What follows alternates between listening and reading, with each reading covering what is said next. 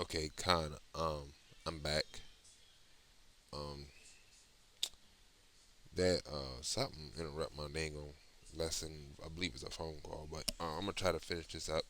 I had a few moments left. This is Ezekiel 1:16. The appearance of the wheel and their work was likened unto the color of a beryl, and they four had one likeness. The appearance and their work was as it were a wheel in the middle of a wheel. So let me type that in on the Blue Letter Bible. Hold on, let me see if I can pull it. Um, Ezekiel.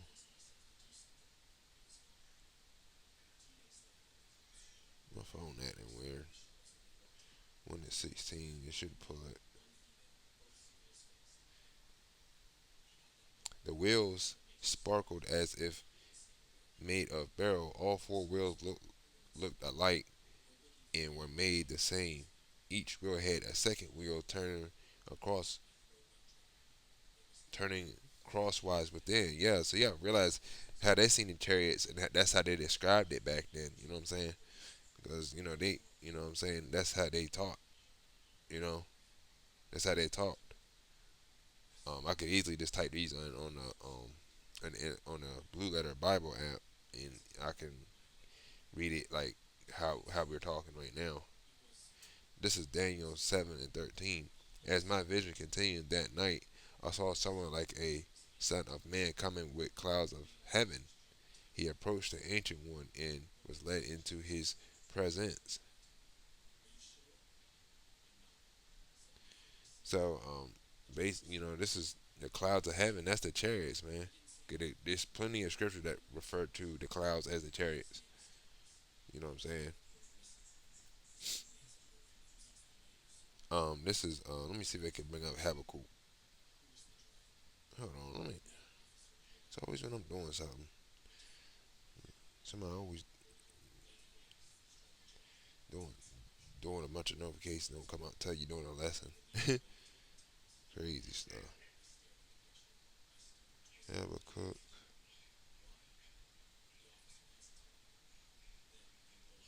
Um,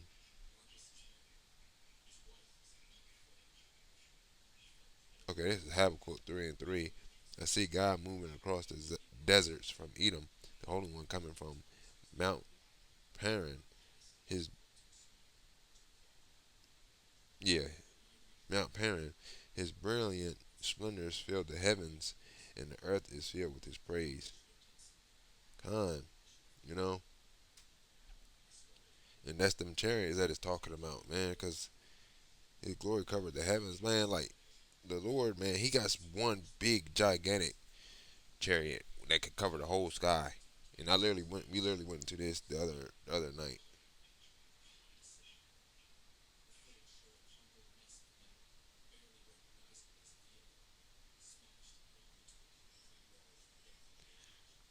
Let me see what else I can bring out. Oh yeah, this is a good one. This is Exodus 13:21. And the Lord went before them by day in a pillar of a cloud, which is the chariot, to lead them the way, and by night in a pillar of fire to give them light, to go by day and night. You know what I'm saying? Um, This is Second Kings 2:11, and it came to pass as they still went on and talked that behold, there appeared a chariot of fire and horses of fire, and parted them both asunder. And Elijah went up by a whirlwind unto into heaven. Yeah, so how basically Elijah basically got beamed up. You know what I'm saying? Elijah got beamed up.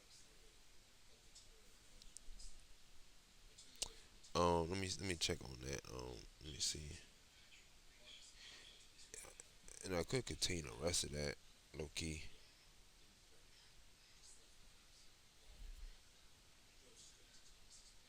Matter of fact, yeah, hold on, I'm gonna grab some other stuff.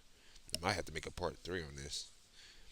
This is Psalm 68 and 13. Though ye have linen among the pots, yet shall ye be as the wings of a dove covered with silver, and her feathers with yellow gold.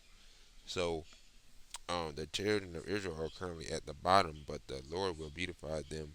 Wings of a dove, yellow, gold, the chariots, man. You know what I'm saying? This is Psalm 68 and 17. The chariots of God are 20,000, even thousands of angels. The Lord is among them as in Sinai, in the holy place. As in Sinai, the angels were present when Israel was delivered from Egypt. Come on, man, and they're going to be present again in this lifetime, in this last captivity of ours.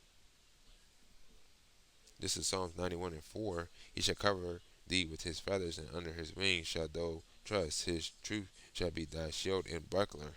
And let's talk about them chariots, man. Um,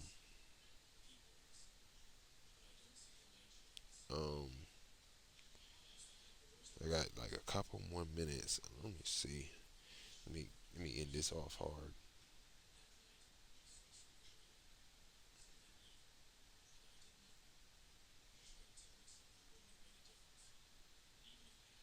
Also, the chariots are going to save the elect from four winds of heaven, like that. Um, this is. Oh yeah, this is a good one. This is one of the ones I was looking for. This is Second Ezra 13 and 6. But I behold, and lo, he had graved himself a great mountain, and flew up upon it. Yahushua's chariot is gigantic. Okay, it could cover the whole entire heavens. You know what I'm saying? This is Zechariah 6 and 1. And I turned and lifted up mine eyes, and looked, and behold, there came four chariots out from between two mountains, and the mountains were mountains of brass.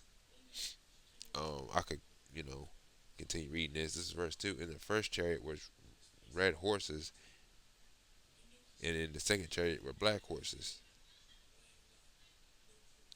You know, matter of fact, I should save this for another lesson too myself. The four chariots. Yeah, let me say that for another lesson, cause that'll be something I can do when I get home tonight. That could be my third lesson. Um, cause I get ready to dip in like 2 minutes. All right, this is Acts 1 and 9. And when he had spoken these things, while they beheld, he was taken up, and a cloud received him out of their sight. And that cloud is a represent of a chariot, represents a chariot, a so-called um UFO. Um, Um, oh yeah, this is a tough one. This is Matthew 24 and 30. And then shall appear the sign of the Son of Man in heaven, and there shall all the tribes of the earth mourn, and they shall see the Son of Man coming in the clouds of heaven with power and great glory, and appear the sign of the Son of Man in heaven.